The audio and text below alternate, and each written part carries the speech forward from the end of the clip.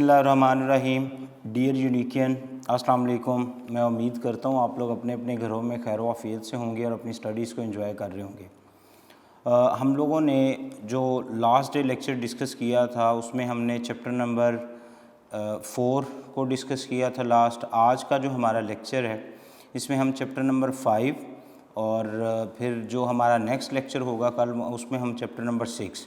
तो कोशिश तो यही है कि चैप्टर नंबर 5 और 6 इसको हम 1 आवर्स के अंदर ही डिस्कस करें, वन आवर के अंदर। बट आपको पता है चैप्टर नंबर 5 टेक्निकल बहुत ज़्यादा है और इसके अंदर से MCQs एंट्री टेस्ट में भी बहुत आते हैं और इवन बोर्ड के जो पेपर्स हैं उसके अंदर भी इसकी इम्पोर्टेंसी बहुत है। लेकिन हमने इसको एंट्री टेस्ट के हवाले से देखना है तो मैक्सिमम टाइम हम इस पे स्पेंड करेंगे। चैप्टर 6 में एक तो मिनिमम चीज़ें आती हैं और आपको पता है लेंथ वाइज भी वो इसकी निस्बत बहुत छोटा है, तो को अगर पोर्शन रह गया तो उसको हम 6 के साथ इंशाल्लाह डिस्कस कर लेंगे। स्टार्ट करते हैं चैप्टर नंबर 5। चैप्टर नंबर 5 है क्या जी? आर्किटेक्चर ऑफ कंप्यूटर्स, ठीक है, या कंप्यूटर आर्किटेक्चर भी इसको कहते हैं या आर्किटेक्चर ऑफ कंप्यूटर भी कहते हैं। कंप्यूटर्स की जो प्रोसेसिंग टेक्निक्स हैं, कंप्यूटर की जो ऑर्गेनाइजेशन है वो वेरी करती है अकॉर्डिंग टू दी कंपनीज़, ठीक है। Different companies has built different organisations of computers. लेकिन ऑर्गेनाइजेशंस की अगर हम कॉमन वर्डिंग की बात करें या हम ये देखें कि ओवरऑल कंप्यूटर ऑर्गेनाइजेशंस क्या है तो वो सेम ही है, ठीक है, जिसके अंदर आप लोगों ने ऑलरेडी डिस्कस किया हुआ है, जिसके अंदर जो बेसिक फंडामेंटल्स हैं वो सेम है। मसलन आपसे जो कंप्यूटर इनपुट लेता है, ठीक है, वो एक इनपुट, उसके बाद आप उसको प्रोसेस किया जाता है, फिर आपको आउटपुट दी जाती है और इस सारी चीज़ को हम स्टोर भी कर सकते हैं। ये भी एक ऑर्गेनाइजेशन है।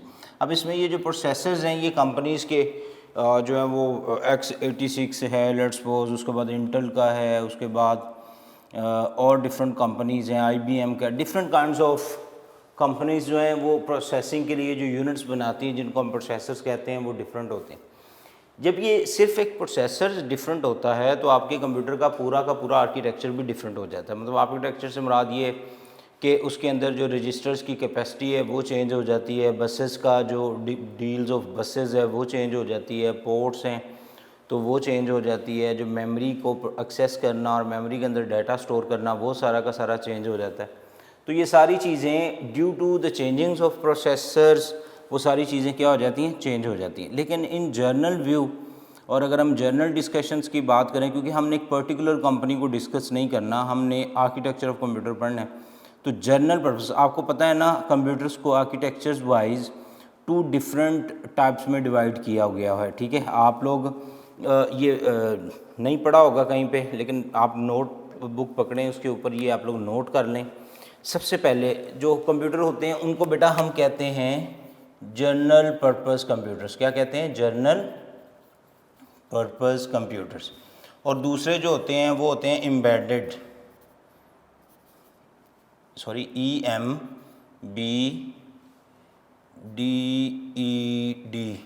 एम्बेडेड कंप्यूटर्स, ठीक है। ये जो जनरल पर्पस कंप्यूटर होते हैं इनको हम कमर्शियल यूज़ कंप्यूटर्स भी कहते हैं, ठीक है। और ये जो होते हैं ये पर्टिकुलर या स्पेसिफिक पैटर्न्स के लिए, जैसे अगर मैं समझाऊं तो जो आपके घर में कंप्यूटर आप उसको इंटरटेनमेंट के लिए भी यूज़ कर रहे हैं, आप उसको लेक्चर सुनने के लिए भी यूज़ कर रहे हैं और आप उसको प्रोग्रामिंग करने के लिए भी आप उसमें C++ के या जावा के कोड्स भी लिख रहे हैं और आप उसमें म्यूज़िक भी सुन रहे हैं, गेम्स भी खेल रहे हैं और आप उसमें यूट्यूब पे किचन की रेसिपीज़ भी सीख रहे हैं। तो ये सारी चीज़ें ये जनरल पर्पस है। एक होते हैं एम्बेडेड, ठीक है। एम्बेडेड जो होते हैं वो पर्टिकुलर है, जैसे लेट्स सपोज AC है तो AC एम्बेडेड है, ये इसका एक ही काम है कि इसने एयर कंडीशंस को कंट्रोल करना है, दैट्स इट। जो फ्रिज है उसका एक ही काम है तो फ्रिज को हम एम्बेड। तो कुछ ऐसे कंप्यूटर भी हैं जो सिर्फ एक पर्टिकुलर टास्क है, जैसे वेदर फोरकास्टिंग के लिए जिस पर्टिकुलर डिवाइस या कंप्यूटर्स बनाए गए हैं वो सिर्फ वेदर फोरकास्टिंग ही करते हैं, उनकी शेप ही उसी तरह की है। अगर कोई एयर ट्रैफिक को कंट्रोल करने के लिए बनाए गए हैं तो वो जनरल पर्पस नहीं है, ना उनको जनरल पर्पस के लिए यूज़ किया जाता है, राइट। तो अगर हम इनकी आर्किटेक्चर्स की बात करें, अब क्योंकि इनकी नीड्स डिफरेंट हैं, जनरल पर्पस की नीड डिफरेंट हैं, एम्बेडेड की नीड्स डिफरेंट हैं और इनकी जो परफॉर्मेंस है और उनका जो वर्किंग बिहेवियर है वो डिफरेंट है, तो स्ट्रेट फॉरवर्ड इनका जो आर्किटेक्चर होगा वो भी डिफरेंट होगा, चाहे ये काम ये यही कर रहे हैं, ठीक है। अगर हम डेफिनेशंस ऑर्गेनाइजेशंस की पढ़ें तो उसमें यही होता है, input, process, output and storage, ये चारों काम इन दोनों में हो रहे होते हैं। लेकिन प्रोसेसिंग ये सिर्फ एक किस्म की प्रोसेसिंग करता है जिससे एक पर्पस के लिए बनाया गया। ये जो होते हैं ये इनमें से किसी किस्म की processing, as I told you, किसी भी किस्म की प्रोसेसिंग के लिए। तो हमारा जो ज़्यादा टारगेट है आपकी बुक के अंदर, हम जनरल पर्पस कंप्यूटर्स को डिस्कस करते हैं, a computer which is for all, ठीक है। तो ये स्टोरी है एक, तो इसके अंदर ये नोट कीजिए। दूसरा हम बात करते हैं वॉन न्यूमन थ्योरीज़ की, ठीक है, जहाँ से हमारी कहानी स्टार्ट होती है आर्किटेक्चर ऑफ कंप्यूटर्स की। वॉन न्यूमन या जॉन वॉन न्यूमन, इसने 1950-51 के अंदर 1949 पे उसने इस पर काम शुरू किया और 1951 में उसने जो है ना इसको डेमोन्स्ट्रेट भी कर दिया उस साइंटिस्ट ने कि जनाब ये देखें ये ऐसे एग्जिस्ट कर सकता है। वो क्या था, वो थ्योरी क्या थी? वो थ्योरी बेटा आप ये एक जो है ना वो डायग्राम ज़रा देखें, आप लोगों को क्लियर हो जाएगा। उसमें क्या था, फ़र्ज़ करें मैं कहता हूँ कि ये मेरे पास एक सिस्टम यूनिट है, लेट्स सपोज ये मेरे पास एक सिस्टम यूनिट है, और ये सिस्टम यूनिट वही है वो जो जिसको आप CPU कहते हैं, ठीक है। उसका इंटरनल स्ट्रक्चर मैं यहाँ बनाने लगा हूँ, उसका ये मदरबोर्ड है, ठीक है। और इसको लेट्स सपोज हम लेबलिंग भी इसकी कर दें कि ये इसका क्या है, मदर बोर्ड है। मदरबोर्ड क्या करता है, सारे के सारे कंपोनेंट्स को आपस में लिंक रखता है, ये मदरबोर्ड का काम है, ओके। उसके बाद हो क्या रहा है जी, आपके कंप्यूटर में यहाँ पे लेट्स सपोज लगी हुई है DVD, ठीक है, डिजिटल वर्सटाइल डिस्क, नोट कर लें, digital versatile disc. Let's suppose आपके कंप्यूटर में यहाँ पे लगी हुई है पावर सप्लाई, ठीक है। ये क्या कर रही है, ये आपके कंप्यूटर्स को पावर दे रही है, बोर्ड को। लेट्स सपोज हम इसकी पावर सप्लाई की वायर जो होती हैं बोर्ड के साथ हम मल्टीपल वायर जो हैं इसकी अटैच कर दें। लेट्स सपोज यहाँ से आपके कंप्यूटर को बिजली मिल रही है, ये इलेक्ट्रिसिटी की जो वायर आ रही है वहाँ से। अच्छा, उसके बाद ये आपके कंप्यूटर्स के साइड पे कुछ इनपुट पोर्ट्स हैं, लेट्स सपोज इसकी आप लेबलिंग करते जाएं। ये क्या आ गई, इनपुट पोर्ट्स, ठीक है। ये आप लोगों के पास क्या आ गई, ये आ गई बच्चों आउटपुट पोर्ट्स, ठीक है, लेट्स सपोज। अच्छा, उसके बाद ये आपके कंप्यूटर्स के अंदर आ गई let's suppose HDD, hard disk drives. और आपको पता है जो HDD है ये भी लिंक्ड होती है किसके, मदरबोर्ड के साथ, ठीक है। ये इसकी तीनों तारें मदरबोर्ड के साथ कनेक्टेड हैं। ये जो DVD रोम है ये भी मदरबोर्ड के साथ कनेक्टेड है, लेट्स सपोज यहाँ, ठीक है। और ये आपके कंप्यूटर में यहाँ पे ये आपके कंप्यूटर्स के अंदर आगे CU और ये आगे ALU, और ये जो मैं बॉक्स बना रहा हूँ इनको हम कहते हैं ये हैं रजिस्टर्स, ठीक है। रजिस्टर्स क्या हैं, वो टेम्परेरी मेमोरी होती है, इसका पूरी डिटेल है, हम इसकी डिटेल भी पढ़ते हैं जहाँ से MCQs आते हैं। और ये इस पॉइंट के ऊपर यहाँ पे ये आपके कंप्यूटर्स के अंदर एक और मेमोरी लगी हुई है जिसको हम कहते हैं लेट्स सपोज रोम, ठीक है। और ये आपके कंप्यूटर्स के अंदर लगी हुई है बेटा जी एक मेमोरी रैक्स, और जो कि डायरेक्टली अटैच हैं विद रजिस्टर्स, इसको हम कहते हैं रैम, रैंडम एक्सेस मेमोरी। ये CPU है। यहाँ पे एक यूनिट होता है which is called IO units, ठीक है, input and output. IO unit is directly attach with your RAM. ये जो आप लोगों के पास डिवाइसेस आ गई, ये क्या कर रही हैं, ये लेट्स सपोज इसकी भी लाइंस जो होती हैं 3 डिफरेंट लाइंस, वो भी रैम के साथ आगे अटैच हुई हुई, ठीक है। इस तरह यहाँ से ये भी, इसको अगर हम इधर से कनेक्ट कर दें तो ये भी रैम के साथ ही कनेक्टेड है। इस तरह ये जो पोर्ट्स होती हैं ये इनपुट और आउटपुट यूनिट के साथ अटैच होती हैं। ये जो रैम है, रोम जो है, रोम डायरेक्टली अटैच होती है विद CPU।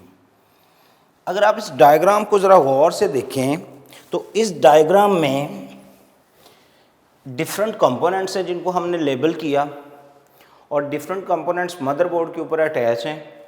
और अगर आप CPU को देखें जिसको हम सेंट्रल प्रोसेसिंग यूनिट भी कहते हैं, उसके साथ 2 डिफरेंट किस्म की मेमोरीज़ जो है ना वो डायरेक्टली अटैच हैं।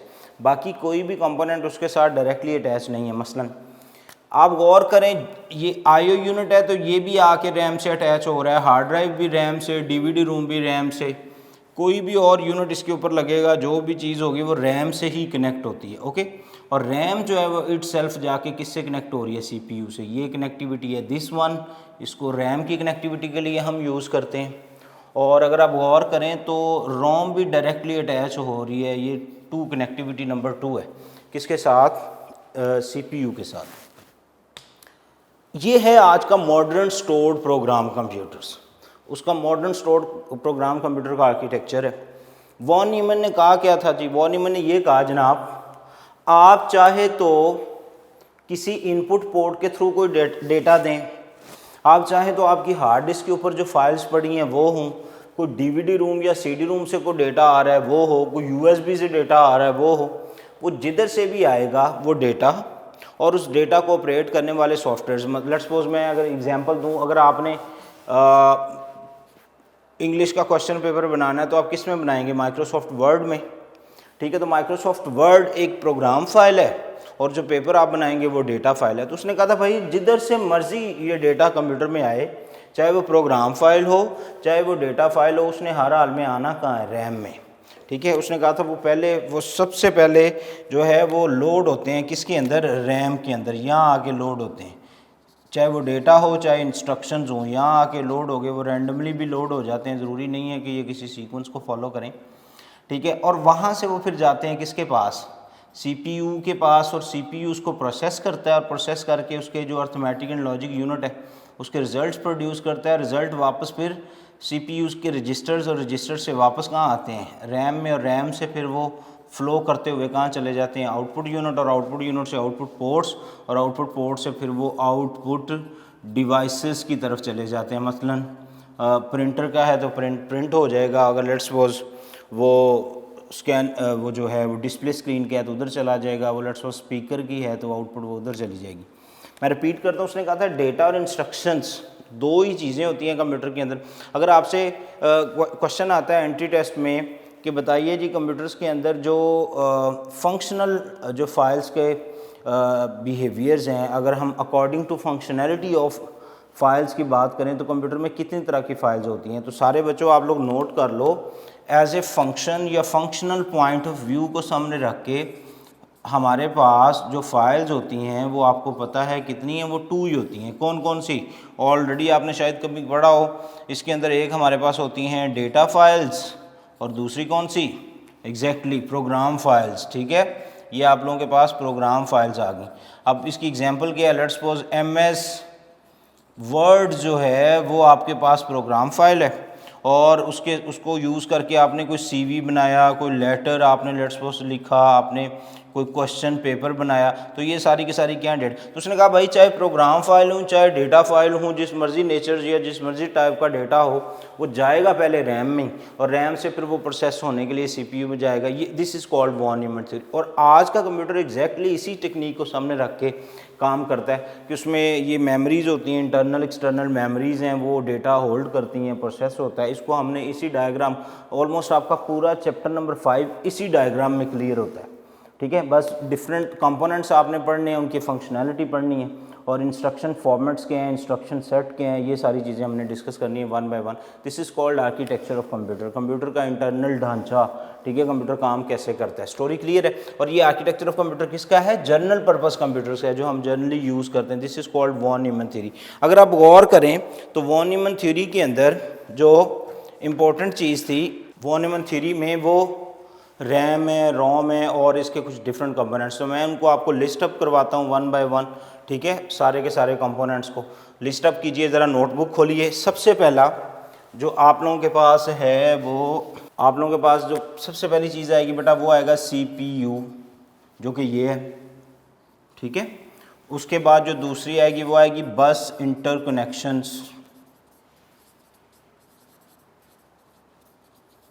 तीसरी चीज़ इसके अंदर जो आएगी वो आएगी मेन मेमोरी। फिर इसके अंदर चौथे नंबर पे आएगा IO यूनिट। ठीक है, ये 4 बेसिक चीज़ें हैं जिनको हम यूज़ करके अपना जो वर्क है उसको परफॉर्म करते हैं। CPU क्या है उसको पहले एलेबोरेट करते हैं, फिर हम वन बाय वन इन सारे यूनिट्स को देखते जाते हैं। CPU है क्या, विच is called central processing unit. ये आपने नोट कर लिए, चारों नोट कीजिएगा क्योंकि नेक्स्ट फिर हमने इन्हीं को ही डिस्कस करना है, ठीक है। CPU is called central processing unit. CPU is further divided into 3 parts. First part CU, ALU और ये जो बॉक्स है इनको हम कहते हैं ये रजिस्टर्स हैं, ओके। तो जो CU है और ALU है और तीसरा जो पार्ट आ गया वो आ गया जनाब रजिस्टर्स। जो CU है इज़ कॉल्ड कंट्रोल यूनिट। मैं अगर एक यहाँ पे एक CPU आपके सामने बनाऊँ ताकि आपको समझा सकूँ, ये लेट्स सपोज CU, ये आप लोगों के पास ALU और ये जो ब्लॉक्स आ गए आप लोगों के पास, इनको हम कहते हैं ये क्या होते हैं, रजिस्टर्स। CU का आप लिखेंगे ये कंट्रोल यूनिट है, याद रखो without permissions of CU not CPU, क्योंकि ये उसी का पार्ट है। वैसे अगर इसको हम इसकी बनावट की बात करें फिज़िकल की, तो ये इलेक्ट्रॉनिक सर्किट्स और इलेक्ट्रॉनिक सर्किटरी उनसे बना होता है, ठीक है, जिसके अंदर डिफरेंट किस्म के लॉजिकल गेट्स होते हैं जिनको यूटिलाइज़ करके ये डेटा को प्रोसेस करता है।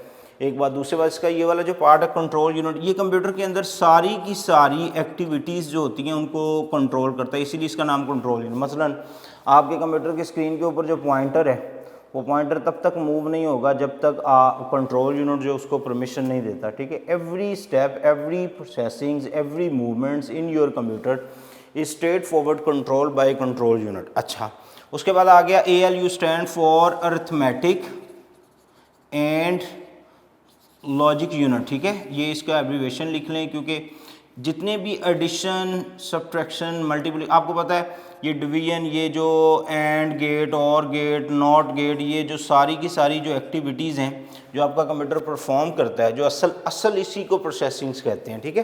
तो arithmetic logic unit, in other word आप कह सकते हैं सारी जो मेन प्रोसेसिंग्स है ना सारी की सारी, वो अरिथमेटिक एंड लॉजिक यूनिट ही करता है। कंट्रोल यूनिट क्या कर रहा होता है, control unit flow of data check कर रहा होता है, ये देख रहा है किस किस्म की इंस्ट्रक्शंस आ रही हैं मेमोरी में और वो कहाँ पड़ी हैं, उनके एड्रेसेस, और उनको प्रोसेस करके वापस उनके एड्रेसेस के ऊपर वापस भेजना। इस तरह की सारी एक्टिविटीज़ को कंट्रोल यूनिट कंट्रोल कर रहा होता है। असल काम जो होता है वो प्रोसेसिंग का वो अरिथमेटिक एंड लॉजिक यूनिट ही कर रहा होता है।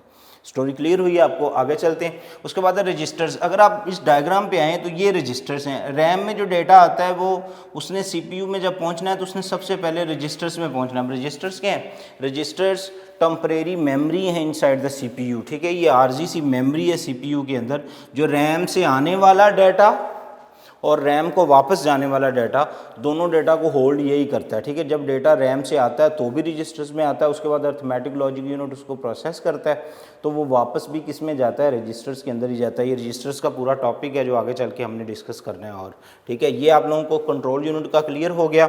उसके बाद हमारे पास जो दूसरी, मैंने आपको 4 पॉइंट लिखवाए थे, दूसरा जो है वो आ गया बस इंटरकनेक्शंस। अब बस इंटरकनेक्शंस क्या होते हैं बच्चों,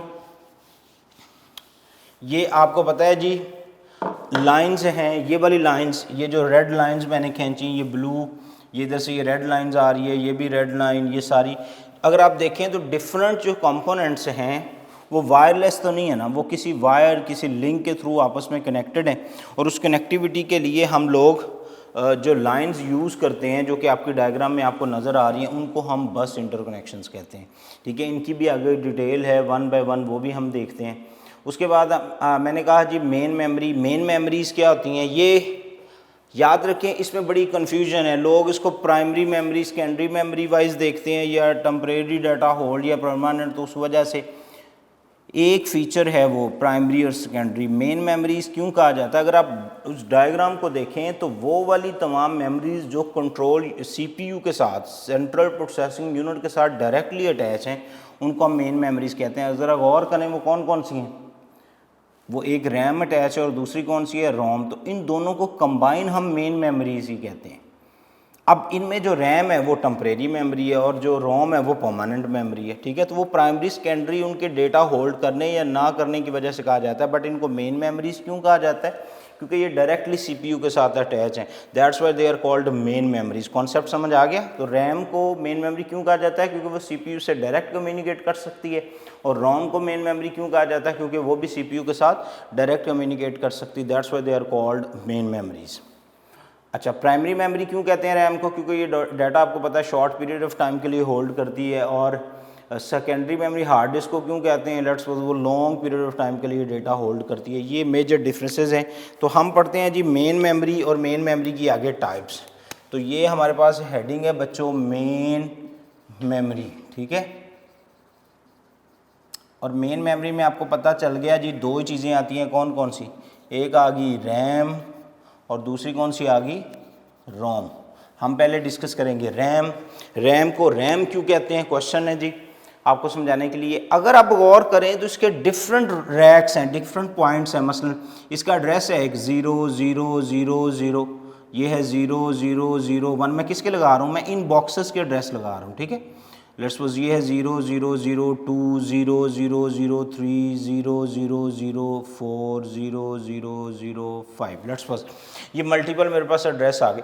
अब सीपीयू इसके जिस रैक से डेटा जो है उसको रीड करना चाहता है, डेटा लेना चाहता है, तो उसने जस्ट कंट्रोल यूनिट के through by using address bus, ठीक है, उसने उसका एड्रेस जो है मेमोरी की तरफ प्लेस करना है। और उस रैक लेट्स सपोज वो चाहता है कि 004 से डाटा लेना, तो ऐसा नहीं है कि उसको पहले 0000 फिर 001 002 003 ये सारे प्रोसेस करने पड़ेंगे, इनका डाटा पहले कैप्चर करना पड़ेगा तो फिर 004 की बारी आएगी। ऐसी कोई स्टोरी नहीं है, ठीक है। डेटा जो है वो उसके किसी भी रैक से जब मर्जी उठा ले, दैट्स व्हाट्स कॉल्ड रैंडम। मैं तो बल्कि कहता हूँ इसको हमें कहना चाहिए रैंडमली एक्सेसिबल मेमोरी। ऐसी मेमोरी जिसको हम रैंडमली एक्सेस, मतलब मैं खड़ा हूँ मेरी क्लास में 100 स्टूडेंट बैठा, मैं किसी को भी कहता हूँ जी आप खड़े होकर सुनाएं, तो ये मेरी एक्सेस है, रैंडम एक्सेस, ठीक है। मैं किसी भी बच्चे को, अगर मैं लेट्स सपोज सीक्वेंस को यूज़ करता हूँ तो पहले रोल नंबर 1 2 3 4 5 फिर 100 की बारी, this one is called sequential access, ठीक है। तो रैंडम की क्योंकि एक्सेस जो है वो रैंडमली होती है, इसीलिए इसको हम रैंडम एक्सेस मेमोरी कहते हैं।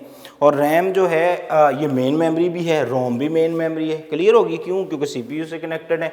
तो रैम जो है ये फर्दर डिवाइड है किन के अंदर? 2 टाइप्स के अंदर। एक होती है डी रैम और एक होती है बच्चों कौन सी? एस रैम, ठीक है। तो हम पहले कोशिश करते हैं इन दोनों के डिफरेंसेस, टेक्निकल पॉइंट्स हैं, नोट कीजिए ज़रा, नोटबुक खोलें, फिर हम आगे इनकी जो टाइप्स हैं उनको भी डिस्कस करते हैं, ठीक है।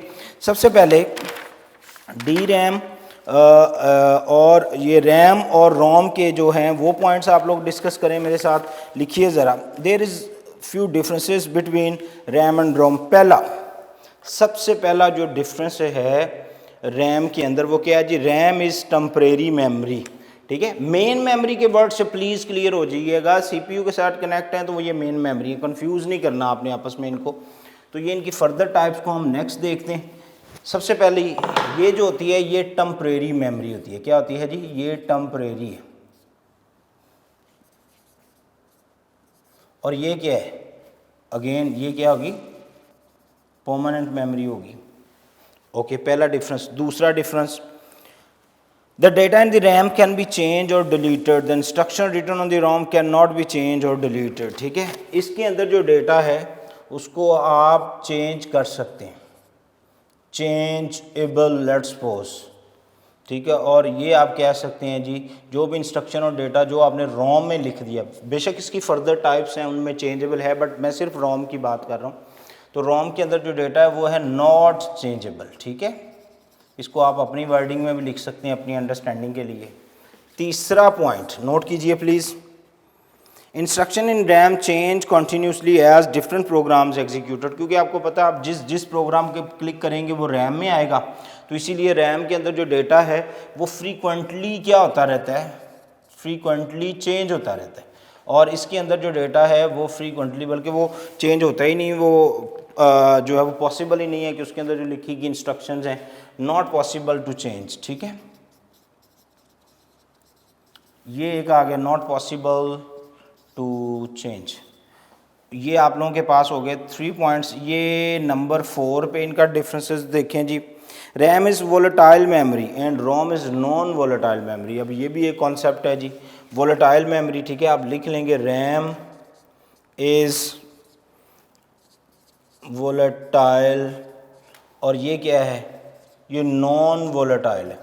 अब ये एक कॉन्सेप्ट भी है, बच्चे इससे भी बड़े परेशान रहते हैं। क्या है भाई, बात सुने, वो मेमोरी, हर तरह की वो मेमोरी जो करंट के साथ अपने डेटा, जिसको बिजली चाहिए ही चाहिए अगर उसने डेटा को प्रोसेस करना है या होल्ड करना है, तो वो वोलेटाइल होगी, वोलेटाइल्स, ठीक है। और ऐसी मेमोरीज जो विदाउट इलेक्ट्रिसिटी, विदाउट करंट भी डेटा होल्ड कर लेती है, उसको हम नॉन वोलेटाइल्स कहते हैं। स्टोरी क्लियर हुई? ये वोलेटाइल है, वो नॉन वोलेटाइल है। अच्छा, उसके बाद instruction are written the RAM at the times of the execution, the instruction written into the RAM at manufacturing time, ठीक है। ये आपको पता है, जो प्रोग्राम चाहिए उसने रैम में आना है। तो पांचवा डिफरेंस जो है वो ये कि इसके अंदर जो इंस्ट्रक्शंस या जो भी डेटा आता है वो एग्जीक्यूटेबल टाइम पे आता है। एग्जीक्यूटेबल मतलब जब उसने सीपीयू पे चलने के लिए आना है, सीपीयू में रन होने के लिए आना है, ठीक है। डेटा इंस्ट्रक्शंस आर लोडेड, ठीक है, ये लिख लें तो are loaded in RAM at executable time. और इसमें क्या होता है, इसमें आपका डेटा जो है या डेटा या इंस्ट्रक्शंस लोड होंगी कब, मैन्युफैक्चरिंग टाइम पे ऊपर, ठीक है। मैन्युफैक्चरिंग टाइम पे वो बना दी, जैसे मतलब जब ये फैक्ट्री के अंदर बन रही थी रोम, तो डेटा और इंस्ट्रक्शन तब ही इसके ऊपर लिख दी जाती है। ये स्टोरी क्लियर हुई? ये मेजर डिफरेंसेस हैं रैम एंड रोम के अंदर। अच्छा, उसके बाद इनकी जो टाइप्स हैं वो आप वन बाय वन डिस्कस, ये नोट कर लीजिए।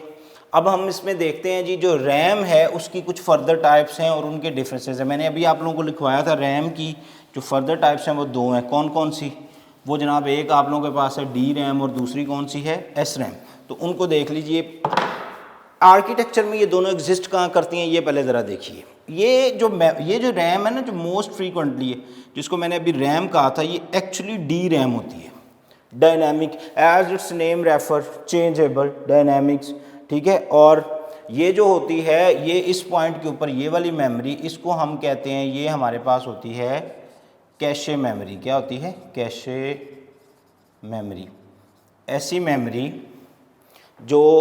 जिसमें most frequently instruction, most frequently use data जो होता है वो आता रहता है, वो सारा का सारा हम कैशे मेमोरी के अंदर रखते हैं। मसलन वो तमाम इंस्ट्रक्शंस जो आप बार बार यूज़ करते हैं, तो उनका वो जो पूरा प्रोसीजर है एड्रेसेस वाला और वो सारा फ़्लो है, इस पूरे फ़्लो से बचने के लिए उसकी जो इंस्ट्रक्शंस होती हैं या उसका जो डेटा होता है, उसका लिंक या उसके एड्रेसेस जो होते हैं वो इस मेमोरी में आ जाते हैं। ये बिल्कुल इसके ऊपर यहाँ पे एग्जिस्ट करते हैं, इसीलिए इसको हम कैशे मेमोरी भी कहते हैं। सर इसका इम्पैक्ट क्या आता है? बेटा इसका इम्पैक्ट ये है कि वो इंस्ट्रक्शन जो फ्रीक्वेंटली यूज़ होती हैं क्यों और वो बार बार आपको चाहिए होती हैं, तो ये CPU की आप समझ लें पॉकेट मेमोरी है। CPU अपने पास वो इंस्ट्रक्शन और उसके लिंक वगैरह अपने पास रख लेता है, जिसकी वजह से जो परफॉर्मेंस ऑफ CPU होती है वो बहुत ज़्यादा, इसीलिए ये कॉस्टली भी होती है, ठीक है, क्योंकि ये एक स्पेशल मटेरियल से क्रिएट की जाती है, इसीलिए ये डेटा को होल्ड करती है, लेकिन एक्सपेंसिव भी बहुत है। तो अगर आप गौर करें तो नॉर्मली ये वाली मेमोरी वही है जिसमें जिसकी वो लेट्स सपोज अगर आपकी हार्ड डिस्क 1000 GB तक पहुंच गई है, तो ये अभी भी MBs में है, ठीक है, ये अभी GBs में नहीं आई। अगर रैम 8 GB या 16 GB में पहुंच गई है तो कैशे अभी भी कुछ MBs में है, 4 MB, 8 MB, 16 MB। तो ये कॉस्टली इतनी है कि ये अभी GBs में इसको बनाना जो है वो पॉसिबल ही नहीं है। स्टोरी क्लियर हुई है आपको यहाँ तक? तो अब हम इन दोनों के डिफरेंसेस पढ़ते हैं। मतलब पहला जो आप लोगों के पास आ गई वो आ गई डी रैम, और दूसरी जो आ गई वो आपके पास आ गई S RAM. Dynamic random access memory, static random access memory, differences इनके क्या हैं? सबसे पहला डिफरेंस इसके अंदर ये है कि ये डेटा इसके अंदर क्योंकि बार बार इंस्ट्रक्शंस और आ रही होती हैं तो वो चेंजेबल हैं, ठीक है। ये बार बार डेटा जो है वो चेंज ये आप इसको क्या लें, फ्रीक्वेंटली चेंजेबल, ठीक है, आप इसमें लिख लें फ्रीक्वेंटली चेंजेबल। और इसमें जो डेटा वो चेंजेबल है बट फ्रीक्वेंटली नहीं है, ठीक है, नॉट फ्रीक्वेंटली चेंजेबल।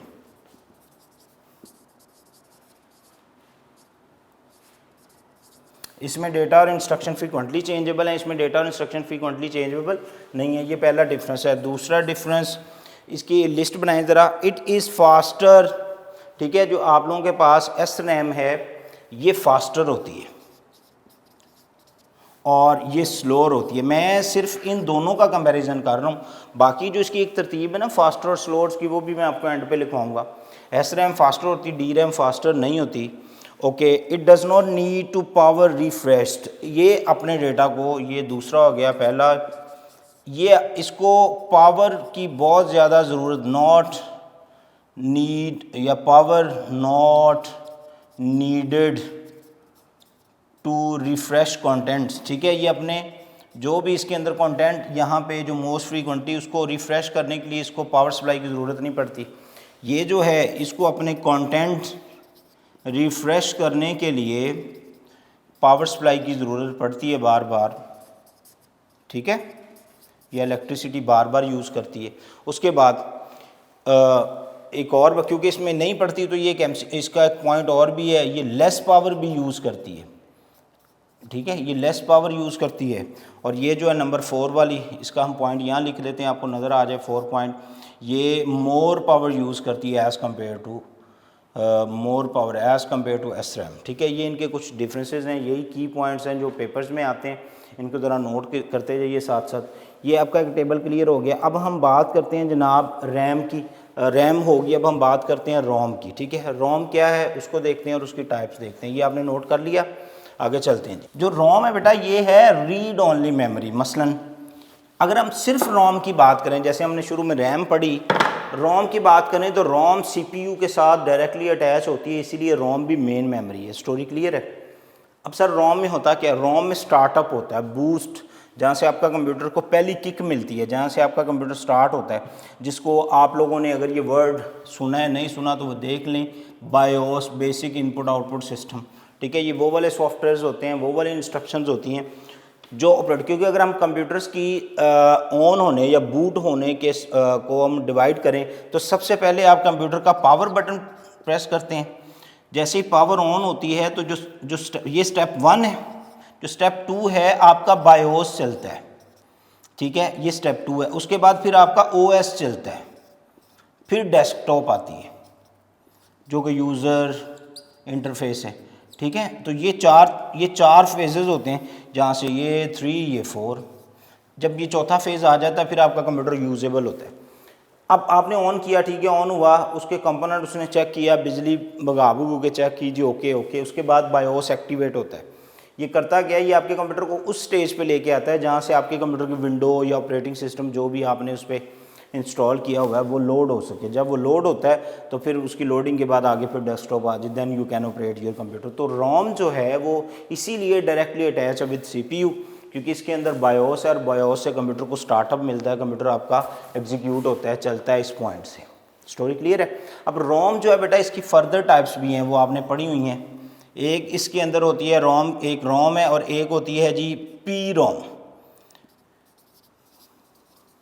उसके बाद एक जो है उसको हम कहते हैं ई पी रोम, और तीसरी जो है वो होती है ई पी रोम, ठीक है। ये इनके एब्रीवेशंस भी आप लोगों को याद। ये रोम रीड ओनली मेमोरी आपको मैंने बता दिया शुरू में। इसमें क्या है जी डिफरेंस क्या है? ये जब बनाई जाती है ना at the time of manufacturing, इसके ऊपर कंटेंट्स लिख दिए जाते हैं और आप उन कंटेंट्स को बाद में रिमूव नहीं कर सकते। अगर आप चाहें कि मैं ये कंटेंट रिमूव कर लूँ तो ये पॉसिबल नहीं है, वो जो लिखे हुए हैं तो वो लिखे ही रहेंगे। ओके, ये जो पी रोम है ये इनिशियली ब्लैंक होती है, ठीक है। ये क्या होती है? शुरू में ब्लैंक होती है, आप अपनी मर्ज़ी से इसके ऊपर ब्लैंक होगी और डेटा जो होता है वो आप अपनी मर्ज़ी से इसके अंदर लोड कर सकते हैं। मतलब आप लोगों ने अक्सर वो खिलौने, फ़ोन और ये छोटे मोटे बच्चों के जो वो बारबी डॉल, जब उसमें आप बटन प्रेस करते हैं कोई सॉन्ग चलता है, कोई आवाज़ आती है। अब वो जो उस खिलौने बनाने की कंपनी है ना, वो मल्टीपल चिप मार्केट से उठाते हैं खाली, और वो जो भी साउंड उन्होंने उसमें भरना होता है भर के वो उस खिलौने में लगा देते हैं। अब वो भी चेंजेबल नहीं है, ठीक है। ये प्रोग्रामेबल तो है बट चेंजेबल नहीं है। लेकिन इसकी एक शेप और भी है जो कि अरेजेबल भी है। मतलब अगर आप लोगों ने उसमें कंटेंट लिख दिया है तो आप बाद में अगर चाहें तो उसको कंटेंट को रिमूव भी कर सकते हैं, लेकिन आपको उसको स्पेशल यूनिट जो है स्पेशल यूनिट उसमें लगाना पड़ेगा, इसीलिए वो अरेजेबल भी है। और क्योंकि वो अरेजेबल है तो फिर वो रीप्रोग्रामेबल भी है, आप दोबारा भी उसमें डेटा वगैरह लिख सकते हैं।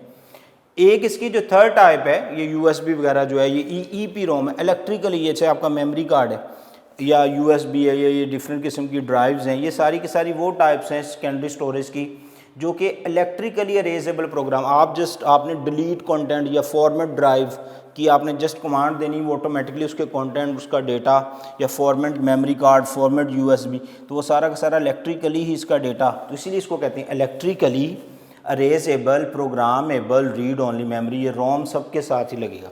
अब हम इनके कुछ डिफरेंसेस देख लेते हैं आपस में, ठीक है। तो जो डिफरेंसेस हैं वो पी रोम और ई पी रोम के, ठीक है, इसके डिफरेंसेस आपको क्लियर हो गए रोम और पी रोम के।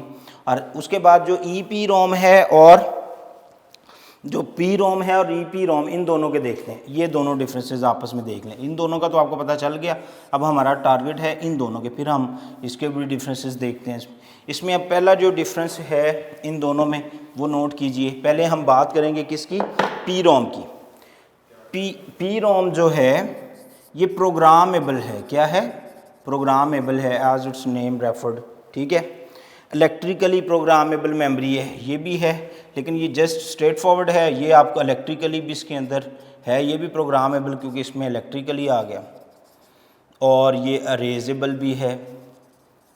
ओके, नंबर 2 दूसरा पॉइंट वो क्या है, the user can write instructions on P ROM only once, क्योंकि ये प्रोग्रामेबल है, इसमें आप इंस्ट्रक्शंस या डेटा जो है at once you can write, ये क्योंकि अरेजेबल है multiple time you can write data, ठीक है, ये इसका डिफरेंस है। तीसरा डिफरेंस क्या है जी, the instruction written by the user can not be erase from P ROM, इसको आप ये अरेजेबल नहीं है क्योंकि इसके साथ वो वाला अरेजेबल का वर्ड भी नहीं है, ये अरेजेबल है बच्चों, ठीक है। उसके बाद चौथा पॉइंट इसके अंदर वो क्या, if there is error while writing on the ROM it can be unusable, ठीक है। इसमें अगर आप डेटा या इंस्ट्रक्शन लिख रहे हैं, ठीक है, चौथा पॉइंट हम ये नज़र आ रहा है चौथा पॉइंट, ठीक है, चौथा पॉइंट हम यहाँ पे लिख देते हैं। ये अगर आप इसमें डेटा लिख रहे हैं, कोई इंस्ट्रक्शन कोई डेटा इसके अंदर कॉपी कर रहे हैं और बिजली चली गई लेट्स सपोज, ठीक है, कंप्यूटर आपका बंद हो गया जैसे इंस्ट्रक्शन, तो जब आप दोबारा इसके अंदर डेटा लिखने की कोशिश करेंगे वो कहेगा ये अनयूजेबल है, क्योंकि अगर इसमें एरर आ जाए तो ये फिर अनयूजेबल हो जाती है, क्या होती है, अनयूजेबल हो जाती है, आप इसको यूज़ नहीं कर सकते।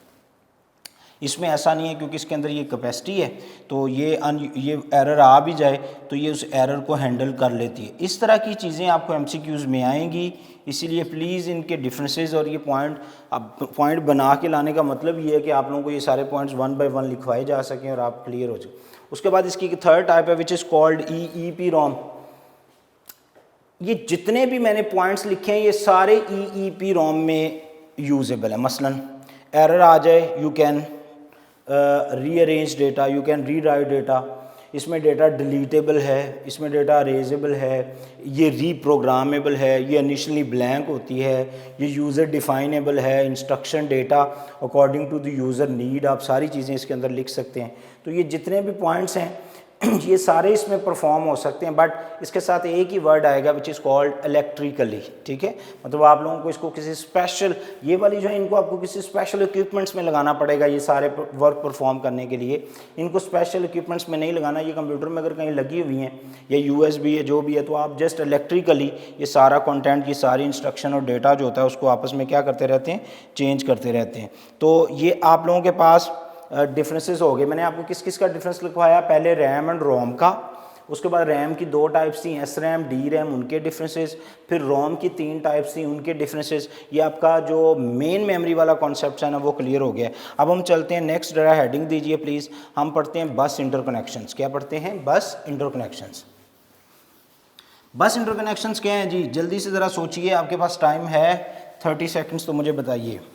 ये डायग्राम आपके सामने मैं बिल्कुल अरेज नहीं करूँगा, इसमें आप गौर कीजिए। बस इंटरकनेक्शंस क्या हैं जी, बिल्कुल यही लाइंस हैं जिन लाइंस को यूज़ करके आप जो अपना डेटा है, ये यही लाइंस हैं जिनके थ्रू आप अपना डेटा जो होता है उसको सेंड और रिसीव करवा सकते हैं।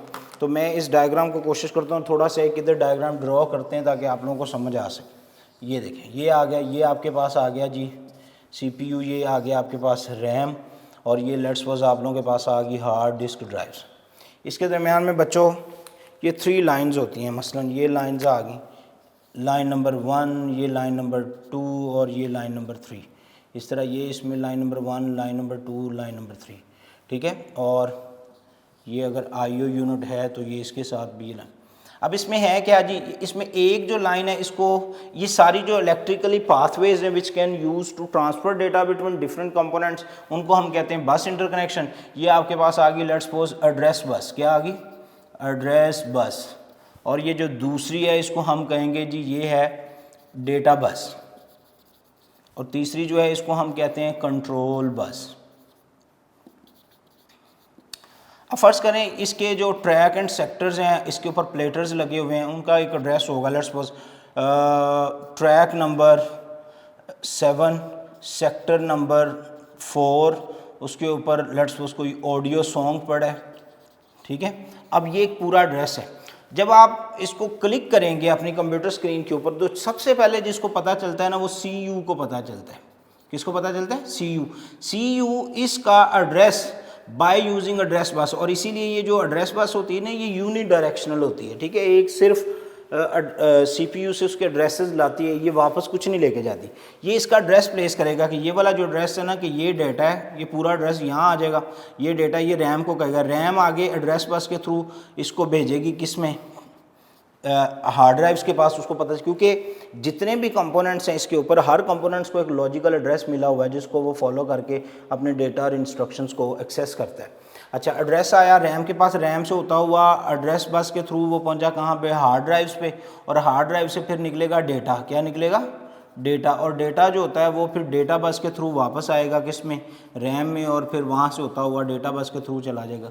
तो जो एड्रेस बस है वो डिफरेंट कंपोनेंट्स और डिफरेंट डेटा और इंस्ट्रक्शंस के एड्रेस कैरी करती है फ्रॉम कंट्रोल यूनिट, ओके। और ये सिंगल लाइन होती हैं और यूनी डायरेक्शनल्स होती हैं। ये MCQs बेस्ड चीज़ें हैं जो कि आपको आएंगी। और उसके बाद आ गई जो डेटा बस है, ये मल्टीपल होती है। आपको पता है ये 8 लाइन या 16 लाइन, ये डिपेंड करता है CPU के आर्किटेक्चर के ऊपर। आपने जिस कैपेसिटी का CPU लगाया उस कैपेसिटी के हिसाब से ये जो आपकी डेटा बस होती हैं ये भी इंक्रीज़ होती हैं। मसलन अगर 8 लाइंस हैं तो CPU छोटा है, अगर 16 लाइंस बसेस होंगी तो इट्स मीन के CPU एक बड़ी डिवाइस है जो कि डेटा को ज़्यादा प्रोसेस करती है। अगर 32 बिट लाइंस होती हैं तो ये 32 bits of data can move from A to B, ठीक है। तो ये सारी, ये आप लोगों के पास होगी एड्रेस बस, ये वेरी करती। अच्छा, इस पूरे प्रोसीजर्स को कंट्रोल करने के लिए कंट्रोल यूनिट से एक बस आती है रैम तक, विच इज़ कॉल्ड कंट्रोल बस। ये क्या करती है, कंट्रोल बस बेसिकली जितनी भी एक्टिविटी परफॉर्म हो रही होती है, कंट्रोल यूनिट उसके ऊपर नज़र रखता है। उसको पता होता है कि ये एड्रेस वहाँ पहुँचा नहीं पहुँचा, एक्नॉलेजमेंट है नहीं है। अगर वो एड्रेस पहुंचता है तो वहाँ से डेटा आ रहा है या नहीं आ रहा, कोई डेटा को हर्डल तो नहीं है। तो इस किस्म की जो कंट्रोल यूनिट का जो, क्योंकि जाहिर है ये एक आर्टिफिशियल मशीन है, ये नेचुरल तो है नहीं, तो आर्टिफिशियल मशीन ये बिल्कुल human body inspired human body architecture है, ठीक है। इस तरह आपका ब्रेन भी यही कर रहा होता है। कंट्रोल यूनिट, कोई चीज़ आ रही है तो आप उसको फ़ौरन देखते हैं, पकड़ते हैं, या हाथ आगे करते हैं या साइड पर होते हैं, तो बेसिकली वो वही आपकी आँखें सेंस करती हैं। कंट्रोल यूनिट उसको सिग्नल देता है, फिर वो हाथ आगे आता है या आप साइड पर हो जाते हैं। तो ये जो सारी मूवमेंट्स है ये बिल्कुल इसी तरह ही होती है। मैं रिपीट करता हूँ, address bus just carry the address of the different location और डिफरेंट कंपोनेंट्स इन कंप्यूटर्स। उसके बाद एड्रेस बस है, actually address bus is consist on multiple lines. जितनी नंबर ऑफ लाइंस या लेन्स होगी उतने numbers of bits can transfer at same time. Straight forward इसके अंदर ये आपको आ जाता है जी। बताएं, numbers of bits is really directly proportional to the number of lanes in the CPU। Straight forward जी बिल्कुल हैं, जितनी नंबर ऑफ लेन्स होंगी उतने numbers of bits bytes move कर सकते हैं, ओके। उसके बाद आ गई जो कंट्रोल बस है। कंट्रोल बस जो है वो रैम तक एक इंस्ट्रक्शन ले जाती है और वो वहाँ से पता करती रहती है कौन सा डेटा आ रहा है, कौन सा डेटा जा रहा है, डेटा कंप्लीट हुआ नहीं हुआ, कौन सा कंपोनेंट खाली है, कौन सा रैक खाली है। इस तरह की जो सारी कंट्रोलिंग होती है वो कंट्रोल बस कर रही होती है। तो ये आप लोगों के पास बस इंटरकनेक्शन। मैंने आपको शुरू में पढ़ाया CPU, उसके बाद मैंने आपको पढ़ाया मेन मेमोरी। अब जो हमारे इससे अगली हेडिंग है वो ज़रा सारे स्टूडेंट हेडिंग दीजिए, वो है कंट्रोल जो है IO यूनिट, ठीक है, इनपुट एंड आउटपुट यूनिट। ये वाला यूनिट, ये यूनिट काम कैसे कर रहा होता है, इसकी 2 टेक्निक्स हैं। एक, पहली बात तो इस यूनिट का काम क्या है। इस यूनिट का काम है इसने इनपुट एंड आउटपुट डिवाइसेस को क्या करना है, इकट्ठा करना है। जो भी इनपुट और आउटपुट डिवाइस पोर्ट्स के ऊपर लगेगी, यहाँ पे आ जाए, पोर्ट पे आप जो लगाएंगे उसका सबसे पहले सिग्नल इसी को मिलता है, और वो जो सिग्नल है वो फिर रैम और रैम से सीपीयू के पास जाता है। इसका काम है इनपुट एंड आउटपुट डिवाइसेस यानी कि पेरिफेरल डिवाइसेस जो होती हैं उनको अपने साथ अटैच करना और उनकी कम्युनिकेशन करवाते रहना। This is total work performed by IO unit. और आईओ यूनिट जो है बच्चों, ये एक इलेक्ट्रॉनिक या इलेक्ट्रिकल चिप है, इलेक्ट्रॉनिकल सर्किट है जो कि आपके मदरबोर्ड के ऊपर अटैच है, और इसका काम यही है। उसके बाद इसके काम करने की दो टेक्निक्स हैं, एक को हम कहते हैं डीएमए और एक होती है इंटरप्ट स्कीम्स। ये दोनों क्या हैं, मैं आपको पहले थोड़ा सा इनका समझा दूं ताकि आप फिर हम इनके डिफरेंसेस पढ़ते हैं। जैसे ही आप लेट्स सपोज आप लोगों ने इनपुट पोर्ट्स के ऊपर यहाँ पे लगाई यूएसबी का सबसे पहला सिग्नल जो मिलना है बाय एड्रेस बस, वो जाएगा किसके पास, आईओ यूनिट के पास। ओके, आईओ यूनिट वो सिग्नल एड्रेस बस के थ्रू ही पहुंचाएगा किसको, रैम को। अब रैम जो है वो फ़ौरन कंट्रोल यूनिट को बताए, कंट्रोल यूनिट को ऑलरेडी पता होता है कि जनाब ये कोई डिवाइस लग गई है, तो जो सीपीयू है ना आपका, वो ये देखता है कि कोई डिवाइस अटैच हुई है तो वो अपनी वर्किंग को सस्पेंड करता है फॉर अ वाइल। जो काम जो ये नहीं है कि वो आधे मिनट या आधे घंटे के लिए सीपीयू ने हर चीज़ बंद कर दी, क्यों, क्योंकि जनाब यूएसबी लग गई या पहले यूएसबी, ऐसा कुछ नहीं है। फॉर वाइल जो भी वर्किंग होती है उसको सस्पेंड करता है और इस डिवाइस को अपने साथ अटैच करने में बिजी हो जाता है with in a parts of second, ठीक है, thousands parts of the second वो उस डिवाइस को अपने साथ अटैच करता है और फिर कंटिन्यू वो जो भी डेटा, जो भी इंस्ट्रक्शन उधर से आ रही होती हैं उसको वो फॉलो करता है और आगे चलता रहता है। इसको हम कहते हैं इंटरप्ट। क्या कहते हैं, इंटरप्ट स्कीम। एक होती है डीएमए विच इज़ कॉल्ड, आपकी बुक पे शायद मेंशन नहीं है, अगर इसका एब्रीवेशन वो भी लिखने, इसको हम कहते हैं डायरेक्ट मेमोरी एक्सेस। ये क्या है, जैसे ही आपने यूएसबी लगाई, इंस्ट्रक्शन किसके पास जाती हैं, आईओ यूनिट के पास, और आईओ यूनिट से मेमोरी के पास, मेमोरी से सीपीयू के पास। तो सीपीयू एक सिग्नल जनरेट करता है, सीपीयू एक ऑर्डर जनरेट करता है आईओ यूनिट की तरफ कि तुम इस डिवाइस को पहले अपने साथ प्रॉपर्ली अटैच करो, जब ये रेडी टू यूज़ हो, जब ये यूजेबल हो तो देन मुझे बताओ। फिर जैसे ही ये सारी वर्क परफॉर्म होती है तो ये चीज़ सीपीयू को पता चलता है कि अब ये रेडी टू यूज़ है तो then you can proceed. Otherwise वो जो कोई 2-4 सेकंड का जो ड्यूरेशन है डिवाइस को अटैच करने का, सीपीयू उस दौरान अपनी वर्किंग को सस्पेंड नहीं करता, वो जिस टास्क के ऊपर लगा हुआ है, जो फंक्शनैलिटी वो परफॉर्म कर रहा है वो करता रहता है। तो ये दो डिफरेंट टेक्निक्स हैं, one is interrupt, second one is DMA. हम इनके अब पढ़ते हैं डिफरेंसेस। ये तो इनका इंट्रोडक्शन था। एंटी टेस्ट में इनमें से एमसीक्यूज़ कैसे आता है वो इनके पॉइंट्स मैंने बनाए हैं, वो पॉइंट्स मैं आपको लिखवा देता हूँ। वो कौन कौन से हैं जी, ज़रा नोट कीजिए, नोटबुक निकालिए। ये जो रिस्पॉन्सिबिलिटी है आईओ यूनिट्स की, इसके भी पॉइंट्स लिख लें। इसकी रिस्पॉन्सिबिलिटी मैंने आपको मैंशन करवाई कि ये इसका काम इनपुट और आउटपुट डिवाइसेस को आपस में अटैच करना है, वो आपको इसकी रिस्पॉन्सिबिलिटी पता चल गई। और दूसरी क्या है, responsible to compensate the speed between different processors and IO devices, ठीक है। इसका एक काम तो ये है कि इसने पेरिफेरल डिवाइसेस को कनेक्ट करवाना है, और दूसरा काम ये है कि जो इनपुट और आउटपुट डिवाइसेस इसके साथ अटैच कर रही हैं वो डिफरेंट स्पीड्स पे काम करती हैं, प्रोसेसर डिफरेंट स्पीड्स के पे काम करता है। तो आईओ यूनिट का दूसरा जो मेजर काम है वो ये कि इसने उनकी स्पीड यानी कि इनपुट आउटपुट डिवाइसेस की स्पीड और प्रोसेसर की स्पीड उनको आपस में कंपनसेट करना है, ऐसे पॉइंट पे लेके आना है जहाँ पे वो दोनों एग्री हो जाएं और दोनों के कम्युनिकेशन के दरम्यान में कोई गैप ना हो, ठीक है, और वो प्रॉपर जो भी प्रोसेस हो रहा है, रिजल्ट्स आ रहे हैं इनपुट और आउटपुट डिवाइसेस उसके हिसाब से ही ऑपरेट हो रही हो। ये दो मेजर काम करते हैं। एंटी टेस्ट के हवाले से हमें इस तरह के एमसीक्यूज आएंगे कि इसकी रिस्पॉन्सिबिलिटी में स्पीड को कॉम्पनसेट करना है जी, बिल्कुल है, और क्या है जी, इसने IO device input output devices को अटैच भी करना है, ये मेजर रिस्पॉन्सिबिलिटी। आगे इसकी 2 स्कीम है, वो जो दोनों स्कीम हैं वो उनके डिफरेंसेस हम पढ़ते हैं। सबसे पहले है जी इंटरप्ट्स। और इंटरप्ट्स क्या है, इंटरप्ट्स एक सिग्नल है जो जिसमें प्रोसेसर अपनी वर्किंग को सस्पेंड करता है और उस डिवाइस को अपने साथ अटैच करने के लिए बिज़ी हो जाता है। जैसे वो डिवाइस अटैच होती है सीपीयू और रीस्टेट होता है और अपनी वर्किंग परफॉर्म कर लेता है। एडवांटेज क्या है इंटरप्ट्स के, वो नोट कीजिए ज़रा सारे students. There are few advantage. First, it required no additional hardwares, ठीक है, आपको इंटरप्ट स्कीम में एडिशनल हार्डवेयर रिक्वायर्ड नहीं होता, पहला पॉइंट। दूसरा point, it's simpler to implement, ठीक है, ये जो इंटरप्ट स्कीम है इसको इम्प्लीमेंट करना इट्स सो सिंपल, ऑटोमेटिकली ये इम्प्लीमेंट हो जाता है, इसमें कोई किस्म का इशू नहीं है। डिसएडवांटेज क्या है, the disadvantage of this scheme that the reduce the overall performance of CPU। क्यों? क्योंकि जब आप डिवाइस अटैच करते हैं तो आपका CPU वर्किंग परफॉर्म करने में बिजी होता है ऑलरेडी, और वो वर्किंग सस्पेंड करता है, जिसकी वजह से आपके CPU के ओवरऑल काम कर, क्योंकि वो उसने जब रीस्टेट होना है उसको वापस सारी चीज़ें चाहिए होंगी, एड्रेसेस, मेमोरी, लिंक, तो वो थोड़ा टाइम लगाता है, जिसकी वजह से ओवरऑल परफॉर्मेंस जो होती है आपकी CPU की वो रिड्यूस होती है। ओके, उसके बाद DM में ये stand for direct memory access, it use hardware components known as DMA controller. ठीक है, आप कहेंगे सर वो इंटरप्ट में आपने कहा था नहीं है, तो इसमें एक स्पेशल हार्डवेयर भी यूज़ होता है which is called DMA controllers. ये in this scheme transfer of data between main memory and IO without involving CPU। मैंने आपको बताया था ना, जैसे डिवाइस अटैच होती है CPU रैम को ही अथॉरिटी दे देता है कि जनाब आप ही देखें ये डिवाइस अटैच हो, इसके ड्राइवर इंस्टॉल करना है, जो भी जब रेडी टू यूज़ हो देन मुझे बताना है। तो इसीलिए ये सारी कम्युनिकेशन इन दोनों यूनिट्स के दरमियान में। ओके, स्टोरी क्लियर है। एडवांटेज क्या है इसके जी? एडवांटेज ये हैं कि CPU does not have to wait for the implementation of IO devices और IO यूनिट्स में डिवाइस लग रही है, इसके लिए CPU को कोई वेट नहीं करना पड़ता, वो अपने काम में बिजी रहता है, और it is more complex. Advantage ये हो गया, ठीक है, और जिसकी वजह से CPU की परफॉर्मेंस इंक्रीज़ होती है। उसके बाद इसके डिसएडवांटेज भी हैं दो, वो कौन से है? वो ये कि it is more complex and extensive.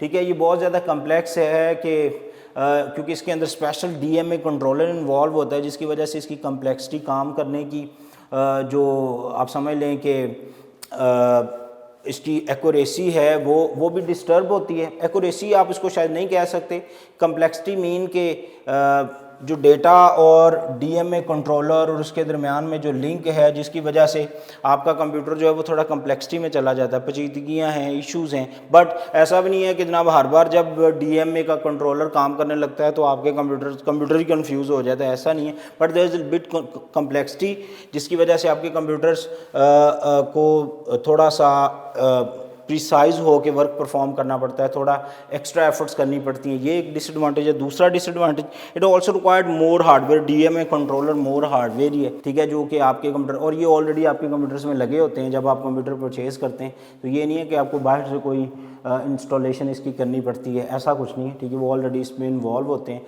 तो ये आप लोगों का IO यूनिट है जो काम करता है, ठीक है। ये एक ओवरऑल जो इसके बेसिक पॉइंट्स है वो क्लियर हो गए। अब हम हमारा जो इंशाल्लाह नेक्स्ट लेक्चर है उसके अंदर हम CPU के रजिस्टर्स, उसकी इंस्ट्रक्शन फॉर्मेट्स और बाकी सारी चीज़ों को डिस्कस करेंगे। अपना बहुत सारा ख्याल रखिए। अल्लाह हाफिज़।